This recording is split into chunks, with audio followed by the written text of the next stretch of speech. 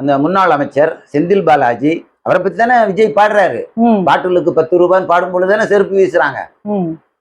அதுல பல்வேறு குற்றச்சாட்டுகள் இருக்கு. இப்ப பாட்டிலுக்கு 10 ரூபாய் செந்தில் பாலாஜி வந்து ஆஸ்பத்திரிக்கு முன்னாடியே போய் உட்கார்ந்துடுறாரு. பேஸ்புக்ல லைவ் போட்டுட்டு போய் உட்கார்றாரு. கட்சிக்காரங்க எல்லாம் கூட்டு போய் உட்கார்ந்து இருக்கிறாரு. அதுதானே அரசியல், அதுதானே பிண அரசியல். 49 பேர் இறந்து போன சோகம் தமிழ்நாடு முழுக்க இருக்குது, செந்தில் பாலாஜிக்கு இல்ல. அதை வைத்து எப்படி அரசியல் செய்வதுன்னு இருந்தார்.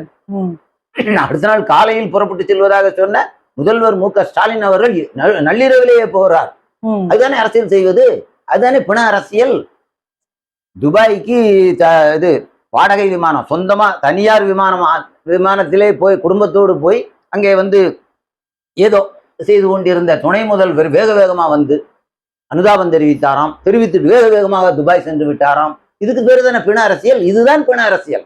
அங்க வந்து ஒருத்தர் நடிக்க தெரியாம, யாரு கல்வி அமைச்சரா அன்பில் மகேஷ் அவர் பேரு, அவர் வந்து நடிக்க தெரியாம அழுதுட்டு போறாரு. நடிப்புனா கத்துக்கிட்டு வந்திருக்கணும், கிளிசரினா வாங்கிட்டு வந்திருக்கணும், கண்ணீர் வந்திருக்கும். அப்ப அதுதான் பிண அரசியல்.